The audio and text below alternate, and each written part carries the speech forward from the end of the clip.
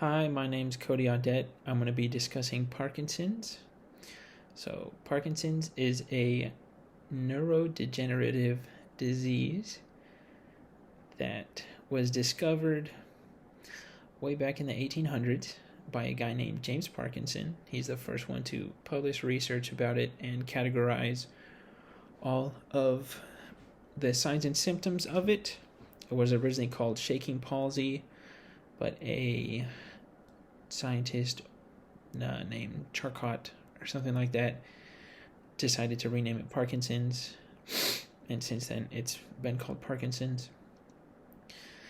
Now, it usually affects older individuals, mostly 60 plus, and men are more at risk of developing Parkinson's. There are a few environmental factors that contribute to developing Parkinson's. A few of those are in pesticides and herbicides. There was a study done here in East Texas about how exposure to certain pesticides and herbicides can correlate to developing Parkinson's, at least to a certain extent.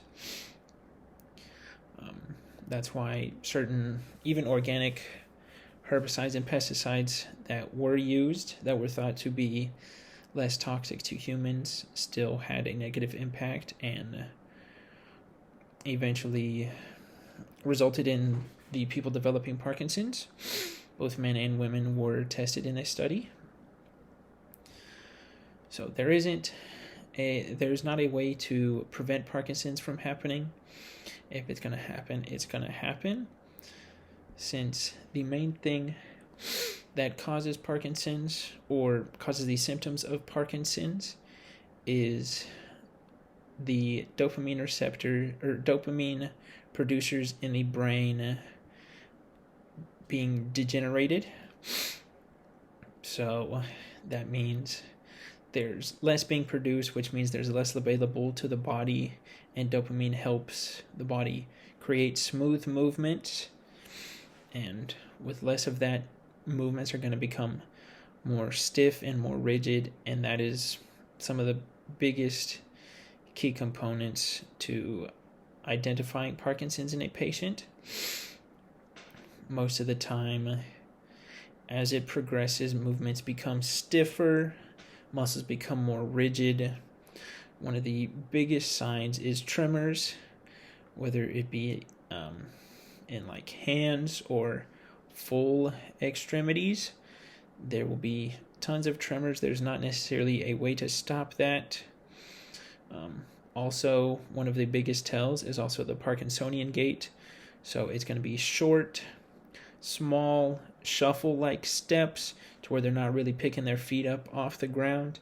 And that's because lack of dopamine, they're not able to fully contract the muscles to be able to have a normal gait. So that is one of the big tells as well.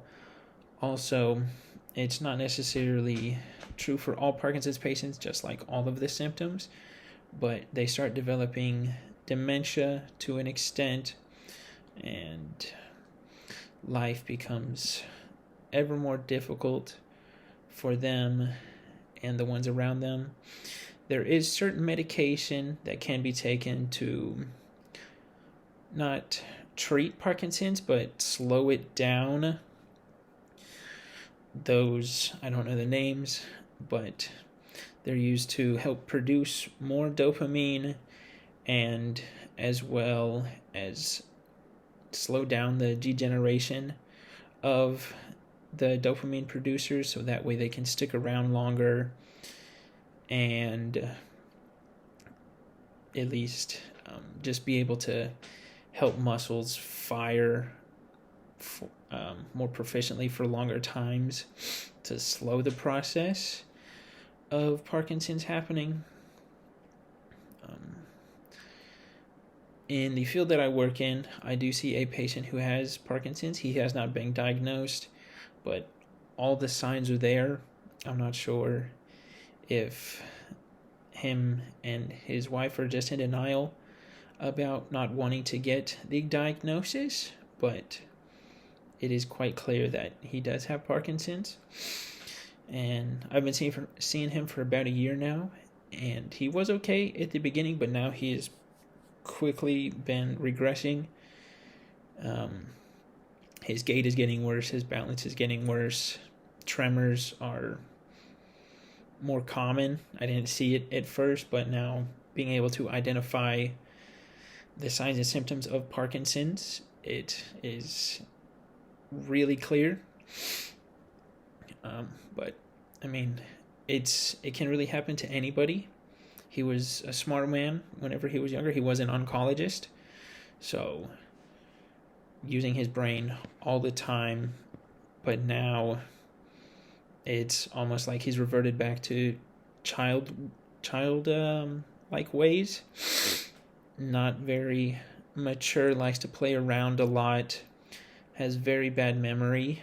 While we see him, it's like he doesn't remember stuff day to day, but he can remember stuff from years and years ago, but it's very specific stuff. So whenever we do therapy with him, we really just focus on trying to get his gait back to normal, or at least prevent it from continuing to where he can't walk, but also just trying to stretch the muscles. He does seem very tight all the time. And I mean, Michael J. Fox, somebody who had developed Parkinson's relatively young, it seemed like seeing him in Back to the Future so young, but now the way he is almost physically unable to do anything himself, and then compared to his counterpart, whatever his name was, Doc Brown, seeing that he was old during the movie and he's even older now, but he seems in better shape than Marty McFly. It's crazy to see how much it has a toll and impact on the body of just the person who has the disease, not to mention for caretakers who have to spend countless hours, if not days, weeks, months, years of their lives looking after these people with really no reward, all selflessly, because they know that even by the power of their will, that there's really nothing that they can do to stop what's coming from Parkinson's. So just the toll it takes on them mentally and physically is not something to scoff at. I mean, so hopefully there's something that happens in Parkinson's can either be prevented or cured. Thank you.